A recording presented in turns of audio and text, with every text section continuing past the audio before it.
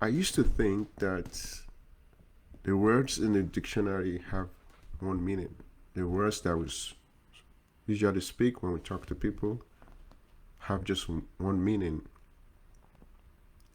But then, as I interact more with people, I discovered that was not true. The context of a word usually determine its meaning. The problem is how much of attention do we have to pay to such context of what? We just know that a particular word is having a particular meaning, and most of the time we have a tendency to assume that the same word will mean the same thing in every situation. And that's bring misunderstanding and disagreement in most situations. Have you ever had a conversation with someone and you discover that you're saying certain words during the conversation, and for some reason the person misunderstood what you were saying? How did you feel?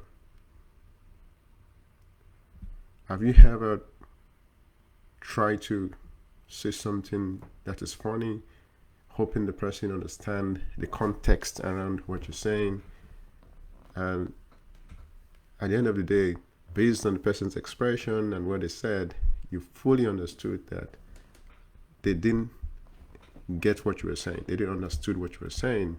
They did not understand what you were saying in the first place. That's because they didn't understand the context that is around the discussion, the words that you were using. That's why on this day 29th of tips for successful living, the tip is to be aware that context changes the meaning of words. The same word will not mean the same meaning every time. The words in English are ambiguous. That means that they don't have the same meaning every time, and they could have multiple meaning depending on the situation, depending on the environment of the word. And we learned this a little bit while in school. When you're reading a passage, you don't know the meaning of the word, but then you try to figure out the meaning of the word based on the other words in the sentence, and from that you can almost guess the meaning of the word. Sometimes your guess is right, sometimes your guess is not. For a good number of times, you can almost guess the meaning of such words based on the environment, the other words that you have in such passage or in such paragraph. The same thing here. The problem is that when you're having a conversation, since you're not taking an exam, we usually don't pay much attention to make effort to try to understand the context around the discussion, and we just assume that the meaning of the word that the person just said is the same thing that we heard a few seconds ago, and that's kind of bring up unnecessary argument and disagreement that is not necessary, because we are assuming that the meaning of the word that we just heard is the meaning that we used to know, or the meaning that we just heard a few seconds ago. A part of learning is also knowing that you can discover in English that the same word that you've been hearing over and over again could have a meaning that you don't know about. And having a new conversation with somebody who will now let you know, well, that's actually the new meaning of this word. I didn't know that you can use that word that way. And that just bring understanding. But then being aware of that and probably just confirming the context of the words before assuming that the context, you understand it, I think it's good. And also just know that the same word can mean multiple things. And that's why usually in customer care, what we are being told is to confirm what the person says, right? You ask questions. You either just ask, oh, did you say this? Or you repeat exactly what the person says and let them confirm that that's exactly what they said. And that will give them opportunity to probably rephrase what they said if they think that they could say it in a better way. Because sometimes that clarifies our situation. Maybe the first time they say something, they're using idioms and words that are not so clear. When you give people opportunity to say something again, usually most people are aware that you probably don't understand what they said, so they try to say the same thing in a different way, in a clearer way. And that gives both parties opportunity to think. You are getting confirmation, and the person that is also talking is also making sure they're saying the right thing. Also, if they say the same thing and it's the same thing that they want to say, they say it, but they can say it in a clearer way, using clearer words that makes everybody happy, right? But the most important thing is on both ends, the person saying something and the person hearing it, you really have to know that context changes the meaning of words. And of course, both individuals need to be really aware of this. The person talking, change the context, change the word if the context is not making the words to be clear. And the person hearing it should also confirm that the meaning of the word is the right thing that they think the word is by asking question, making the person to repeat themselves, and clarifying the meaning of the word.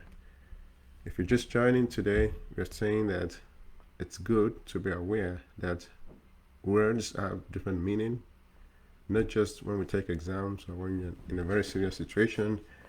In a day-to-day conversation, in order to make sure that we are building relationships, we need to make sure that we try to confirm the context of the word. Don't assume that the meaning of the word that you know is the same meaning. The same word can be used in different situations and could mean different things. So confirm. Another way to confirm is if you're in the presence of the person and you're not talking on the phone.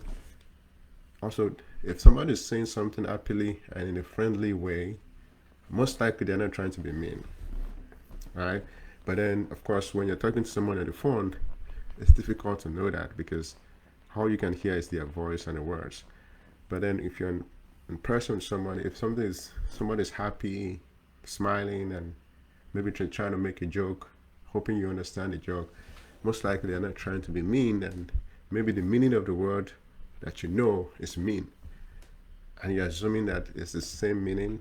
Maybe they're saying it in a different way, or they wanted to mean something else that you didn't get. So that could also give you the opportunity to ask the person to confirm what they're saying. And even if they're joking about something that you don't like, the second option you're giving them to say something may make them change what they said, because now they know that you're not finding what they're saying funny. And it's an opportunity to just pivot and say, well, I'm sorry about that, or even say it in a different way that you probably prefer and like. All right, thank you so much for joining us today. Don't forget, make sure that you endeavor to understand the context around the word. Words have different meaning. The same word can have different meaning depending on the situation. Make sure you don't assume that the same meaning of the particular word that you're looking at and listening to is the same thing. Ask questions so that you confirm the context, so that the next time you have opportunity to meet somebody, you just don't assume that the person is not somebody you should interact with because you misunderstood the first thing that they say and you didn't give them the option to open their mouth again. Because if they try to, you just walk away. But then don't do that. Give people opportunity to say what they're saying again. Maybe the first time you didn't understand because the context you didn't understand. They can say it in a different way. Use a different word that is probably less ambiguous, and that will increase understanding and not isolate people or alienate people. Thank you so much for joining today on Tips for Successful Living, June 29th. I'll see you tomorrow. Bye.